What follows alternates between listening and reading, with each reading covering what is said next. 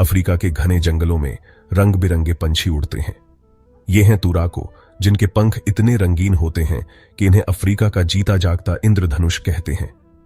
नीले, हरे, लाल, पीले, ये सभी रंग इनके पंखों में मिलते हैं। कुदरत की कलाकारी का जीता जागता सबूत।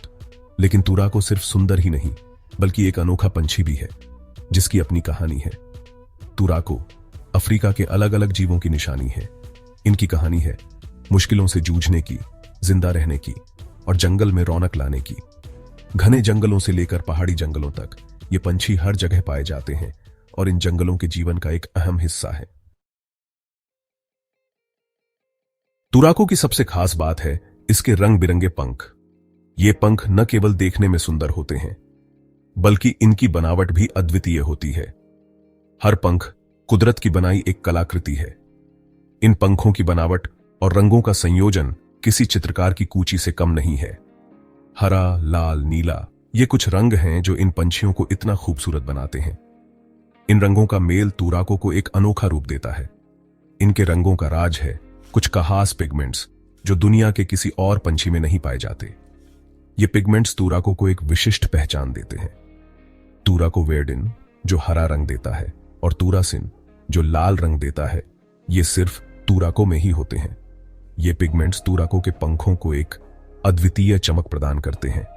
ये रंग सिर्फ दिखावे के लिए नहीं है, इनका खास काम है। ये पंख तुराको को न केवल सुंदर बनाते हैं, बल्कि उनके जीवन में महत्वपूर्ण भूमिका भी निभाते हैं। चटकीले रंग अपने साथी को आकर्षित करने में मदद करते हैं और उनकी सेहत का भी पता देते हैं। ये रंग तुराको के सामाजिक व्यवहार में भी महत्वपूर्ण होते हैं। घने जंगल में ये रंग छुपने में भी मदद करते हैं। तुराको के पंख उन्हें शिकारियों से बचाने में भी सहायक होते हैं। तुराको के पंख कुदरती विकास का एक बेहतरीन उदाहरण है, जहां सुंदरता और उपयोगिता दोनों साथ साथ चलते हैं। ये पंख तुराको के जीवन का एक अभिन्न हिस्सा है, जो उन्हें अद्वितीय बनाते हैं। पूरे अफ्रीका में पश्चिम अफ्रीका के घने जंगलों से लेकर पूर्वी अफ्रीका के पहाड़ी जंगलों तक तुराको अलग अलग जगहों पर रहते हैं। इन्हें घने पेड़ों वाले जंगल पसंद हैं, जहां ये आसानी से छुप सकें। ये पंछी एक ही जगह रहते हैं, कहीं और नहीं जाते। इनकी आवाज पूरे जंगल में गूंजती रहती है। नीचे के जंगलों से लेकर ऊंचे पहाड़ों तक हर तरह के तुराको ने अपने आप को वहां के माहौल के हिसाब से ढाल लिया है। ये दिखाता है कि ये पंछी कितने काबिल हैं और अलग अलग जगहों पर कैसे रह सकते हैं। चौथा भाग, फल और कीड़े मकोड़े, तुराको का खाना। तुराको ज्यादातर फल खाते हैं। ये अपने जंगल के लिए बहुत जरूरी हैं, क्योंकि ये बीज फैलाने में मदद करते हैं। इनकी मजबूत चोंच फलों को तोड़ने के लिए बिल्कुल सही है और इनकी जीभ फल का रस चूसने में मदद करती है। हालांकि ये ज्यादातर फल खाते हैं, लेकिन कभी कभी कीड़े मकोड़े भी खा लेते हैं। ये आसानी से इल्ली, घोंघे और दूसरे छोटे जीवों को पकड़ लेते हैं, जिससे इन्हें प्रोटीन मिलता है। इस तरह ये मौसम के हिसाब से अपना खाना बदल लेते हैं और जिंदा रहते हैं। पांचवां भाग, मिलनसार तुराको। तुराको बहुत मिलनसार पंछी होते हैं, जो अक्सर जोड़ों या छोटे समूहों में रहते हैं। ये पंछी अपने सामाजिक स्वभाव के लिए जाने जाते हैं और हमेशा एक दूसरे के साथ घुल मिल कर रहते हैं।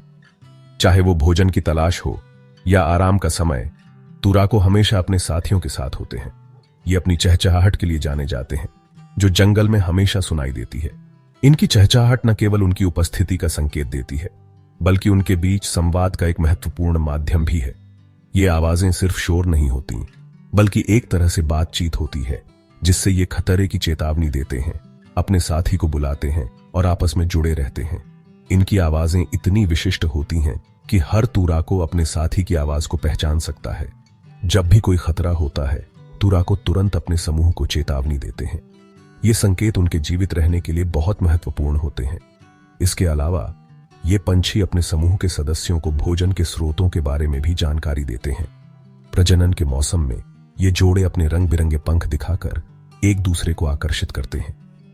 इनके पंखों के चमकीले रंग और सुंदरता उनके साथी को आकर्षित करने में महत्वपूर्ण भूमिका निभाते हैं। ये एक ही साथी के साथ रहते हैं और कई सालों तक साथ निभाते हैं। तुराको का यह समर्पण और वफादारी उनके मजबूत संबंधों का प्रतीक है। माता पिता दोनों मिलकर अपने बच्चों की देखभाल करते हैं घोंसला बनाते हैं, अंडे सेते हैं और उन्हें खाना खिलाते हैं। ये पंछी अपने परिवार के प्रति बहुत समर्पित होते हैं और अपने बच्चों की सुरक्षा और पोषण के लिए हर संभव प्रयास करते हैं। तुराकों का सामाजिक जीवन दिखाता है कि उनके लिए सहयोग और बातचीत कितनी जरूरी है। ये पंछी हमें सिखाते हैं कि एकजुटता और सामूहिकता से जीवन कितना सुंदर और सुरक्षित हो सकता है। छठा भाग, अफ्रीका के इंद्रधनुष के लिए मुश्किलें। इतने सुंदर होने के बावजूद तुराकों को कई खतरों का सामना करना पड़ रहा है। तुराको, जो अपने चमकीले रंगों और अनोखी आवाजों के लिए जाने जाते हैं, अफ्रीका के जंगलों का एक महत्वपूर्ण हिस्सा है। जंगलों की कटाई, खेती और इंसानी दखलंदाजी की वजह से इनका घर छिन रहा है। हर साल हजारों हेक्टेयर जंगल काटे जा रहे हैं, जिससे तुराकों के रहने की जगह कम होती जा रही है। जैसे जैसे इनका घर कम होता जा रहा है, वैसे वैसे इनकी संख्या भी घट रही है और कुछ प्रजातियां विलुप्त होने के कगार पर हैं। तुराकों की कई प्रजातियां अब संकटग्रस्त मानी जाती हैं। गैरकानूनी पालतू जानवरों का व्यापार भी इन पंछियों के लिए एक बड़ा खतरा है। तुराकों के रंग बिरंगे पंख और उनकी दुर्लभता उन्हें तस्करों के लिए आकर्षक बनाते हैं। इनके चटकीले रंगों की वजह से लोग इन्हें पकड़कर बेचते हैं। यह व्यापार न केवल तुराकों की संख्या को प्रभावित करता है, बल्कि उनके प्राकृतिक आवास को भी नुकसान पहुंचाता है। इससे न सिर्फ जंगली तुराकों की संख्या कम होती है, बल्कि इन बुद्धिमान और मिलनसार पंछियों को पिंजरे में बंद करके इनकी आजादी छीन ली जाती है। तुराकों को उनके प्राकृतिक आवास में ही सुरक्षित रखना आवश्यक है, ताकि वे अपनी प्राकृतिक भूमिका निभा सकें और अफ्रीका के जंगलों की जैव विविधता को बनाए रख सकें। सातवां भाग, अफ्रीका के गहनों को बचाना। अफ्रीका के जीते जागते इंद्रधनुष का भविष्य खतरे में है। इन खूबसूरत पंछियों को बचाने के लिए हमें कोशिशें करनी होंगी। इनके जंगलों को बचाना, पेड़ों की कटाई रोकना और गैरकानूनी व्यापार पर रोक लगाना बहुत जरूरी है। लोगों को तुराकों के बारे में जागरूक करना भी जरूरी है। अगर हम अगली पीढ़ी को इन अनोखे जीवों के बारे में बताएंगे, तो वो भी इन्हें बचाने में मदद करेंगे। अफ्रीका के इंद्रधनुष का भविष्य हमारी कोशिशों पर निर्भर करता है, हमारी इस धरती के अजूबों को बचाने की कोशिशों पर।